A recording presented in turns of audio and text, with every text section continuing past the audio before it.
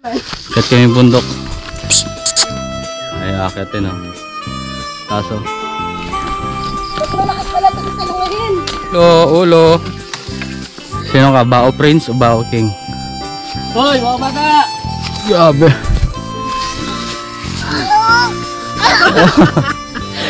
Ito, solid to. Ito, maganda itong laban yan. Isa lang. Ano to? View, ang ganda oh. Mas maganda pag sa tuktok pa eh. Parang New Zealand. Kaso layo masyado. Oo nga, dagat. Tingnan. Buko kami rito. Ay, si Jam sa taas. Sarap. Laman. Baka mamalaglag ah. Yan, sige. Inom. Ayan guys, dami oh. Puro buko, nyog. Yan. Let's see, yan ah. Ang dami. Isang puno lang yan. Ay, kuya naman. Tawag dito sa ano to? Yan. Ano yan? Bagong? Bago? Tinanim mo ba ito? Morning guys. Yan. Morning sa inyo. Alas 5 ng umaga. Mga pinsang ko gising na.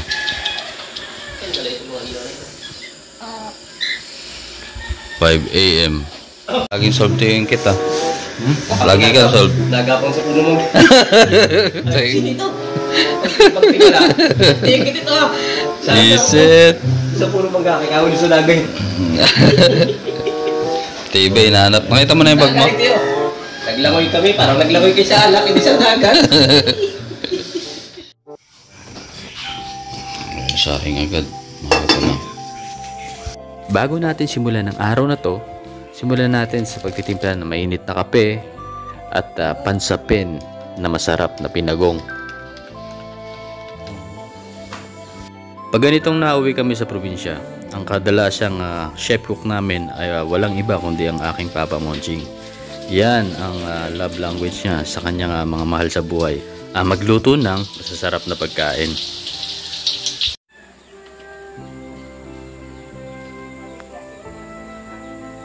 Grabe, sobrang sarap talaga dito sa probinsya.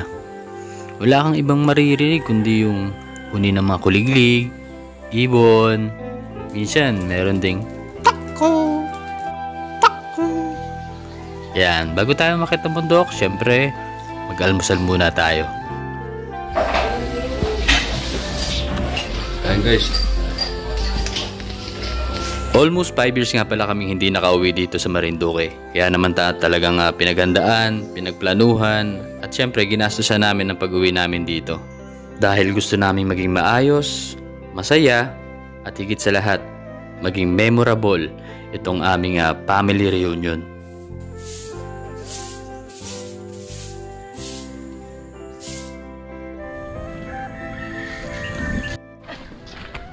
Ha? Walang sombrerong nadala. Kukunin niya? Oo. Tayo ka makakaabot ka pa rin naman. Kahit kami yung bundok. Si Banta yun. Tara. Papawisan muna. Pag kami ay nagbabakasyon dito sa Marinduque, hindi po pwedeng hindi kami aakyat ng bundok para manguha ng mura or buko. Kaway kay Kuya Tony. Kaway kay Kuya. Dali, may camera. Kaway. Kiss na lang. Wala.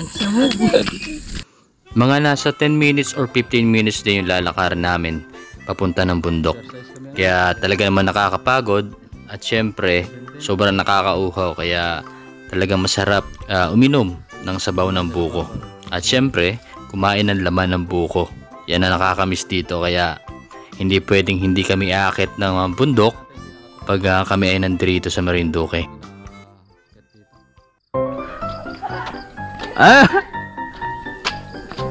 Iba ito sa salungahin. Mas malakas pala ito sa salungahin.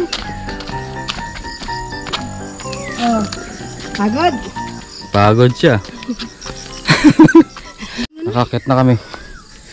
Mataas pa pala. Dati yan ay diretso. Yan. Ang dami, puro saging talaga. Huwag ka naman ako dyan. Ano dyan? Awag ka. Dating din si tata. Hintayin mo lang. na, kita matatagod lalo. Huwag na, anak. Kawayan mo na lang, kawayan mo na lang. Ayun na, malapit na. Parang ilang taong kayo hindi nagkita. Hello po, magandang umaga. Ilan taon ba kayo ni tatay hindi nakita? Huwag mo tatanggalin, ha? Sinumbrero pa, bumalik pa si Papa sa bahay. Pabalik na tayo. Let's go! Yung inidoro sa baba, Grabing laking puno. daming tubig na. Habang kami ay naglalakad sa daan, ay napansin ko ang mga nagkalaglagan na sampalok. Sa Maynila, binibenta to pero dito hindi pinapansin to. Ang dami, grabe. Boundary talaga yan. Ayun, dito may nagbabao. Nag-uuling ata yan para sa uling. May bahay doon.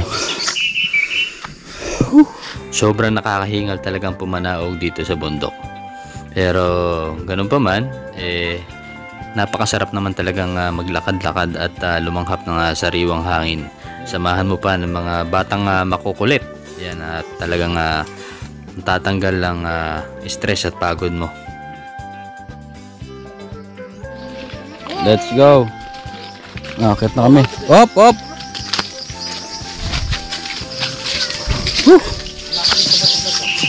Yan.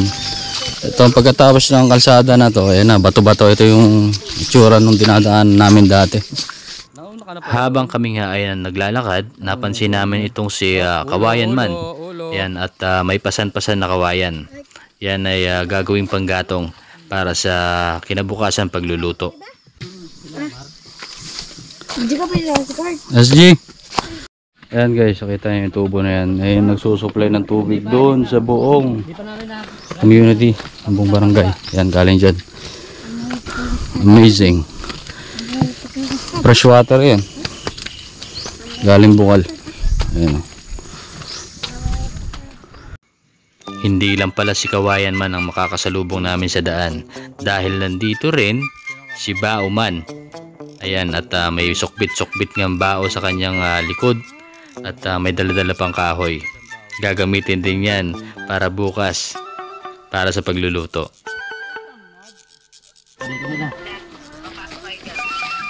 Hoy, mga bata! Dito kami, lulusot. Hawak na igi. Rico! Hawak na igi, mama.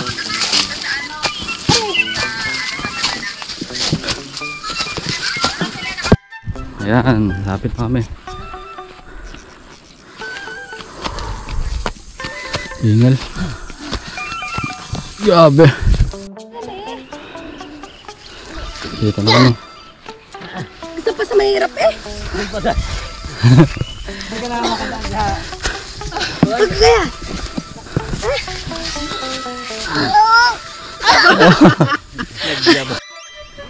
Dito na kami guys. Ayan sila Rose oh. Oo, ay lupit tumambling ah. Galing ah. Isa pa, isa pa. Ayun, papakitang gilas oh, ayun oh. Oh. Oh.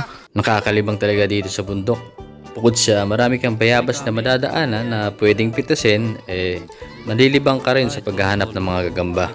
Heto nga at nakahuli si Jam ng gagambang talahib at gagambang kamil na talaga naman nakakatuwang tingnan.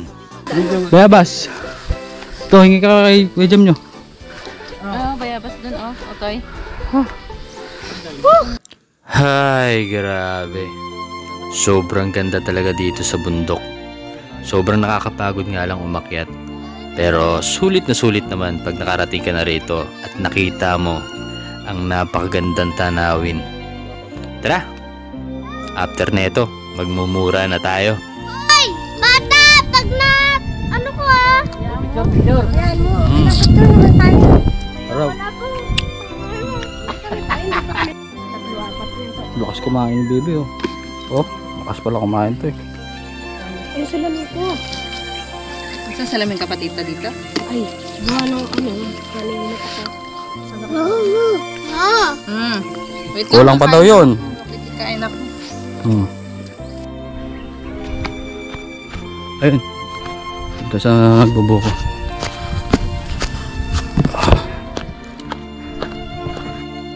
Namali pa nga ako ng daan dito at dito ako napadaan sa may putikan. Ito ata ay lubluban ng Kalabaw. Naku, sablay yung daan to.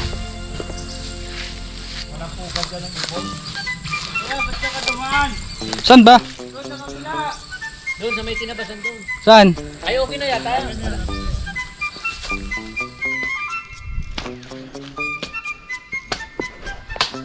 Tingal. Boko kami rito. Ay, si Jam sa taas. Hindi makita. Ano sila?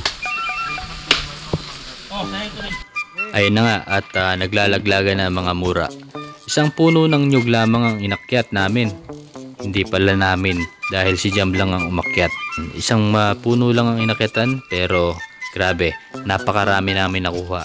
Sa tansya ko ay mga nasa 30 peraso ang mga nakuha naming bunga ng nyug. Yan yung nasa may quit mo, tingnan mo yan. Ito. Hindi yan sa may quit mo, yan. Guys.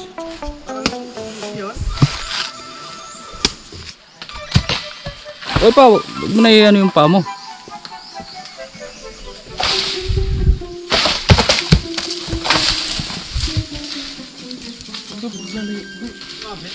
Okay na, malso na.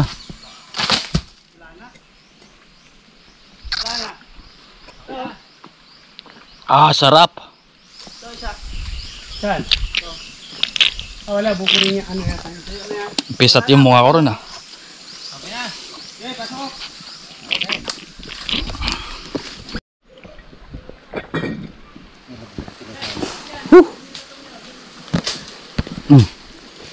Sarap.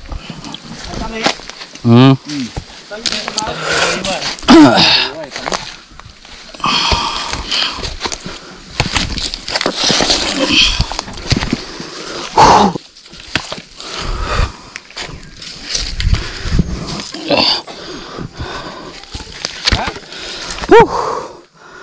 Rapsa. Guys, yan tayo. Ang tamis. Malauhog gusto ko rito eh. Yan. Solid. Yan, uhog. Probinsya? Nagano nga akong tuba eh. Tuba ako dati. Hindi ano pala ako nun. 14. Ang ganda ng ano, laman.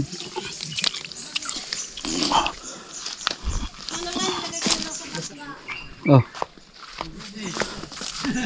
Papaya. Hindi buko. kaya, buko yan. Papaya. Papaya daw.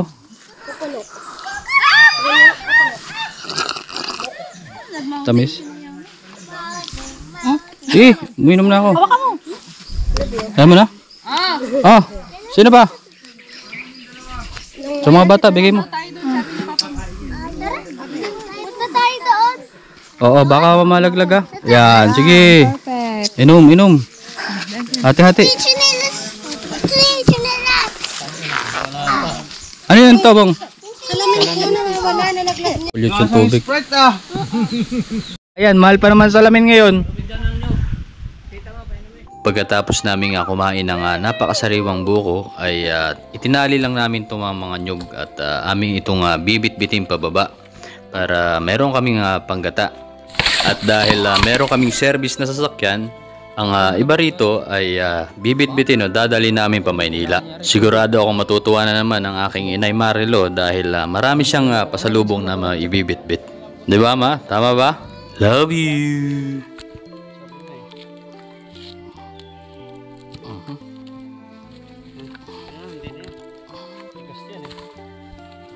After namin maigiyak ang mga nyog, ay nagkwentuhan muna kami saglit at ninamnam ang ganda ng kapaligiran.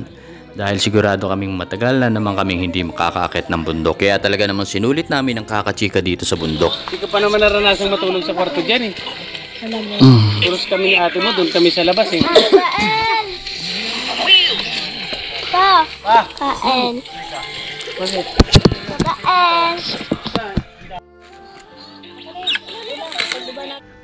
Yung sa'yo. Ang tamad. Uy, ano? Kaya yata kalabaw niyan. Kalabaw. Ano ko na, makunat eh.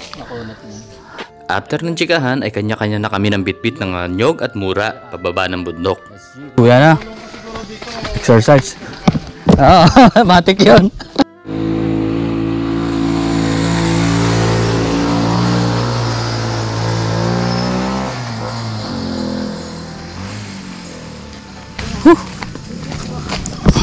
Patay mo nga. Nahirapan ako iangat. Saging oh. Ayun oh. Ha? Dami yan. Papaya pa. Pwede yung sumungkit yan. Libre lang yan. After namin makababa ng bundok, nagpahinga lang kami saglit dahil babanat pa tayo ng tuba sa ilalim ng puno ng mangga at mag-iihaw ng sariwang pusit. O siya, hanggang dito ko na lang siguro tatapusin tong video na to. Kaya subaybayan nyo ang next episode natin. Salamat! Ang dami. Isang puno lang yan. Alin doon puno? Sa baba ng mangga. Sa tapat ng mangga. Isa ka doon dami doon. Ay, kuya naman. Tawag dito sa ano to? Yan. Ano yan? Bagong? Bago? Tinanim mo ba ito? Ay, hindi. Tapos sa... Pagod magbundok. Yung mga ano mo ah. After namin mamundok, ayan. Luto naman to, may pusit dito.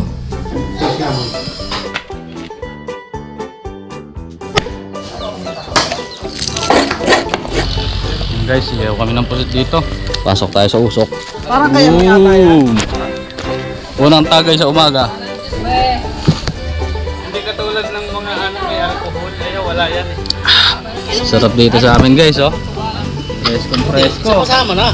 Yan, tamang ihaw ka lang ng pusit dito. Nasaan na yung Habang pusit tumatagay ng tuba. Ilabas nyo na. Tuhukin tayo sa kawayan. Ay, grabe. Meron na yun. Nagkakari guys, lutuin na daw. Nagana? Di masarap. Sa landi wala na.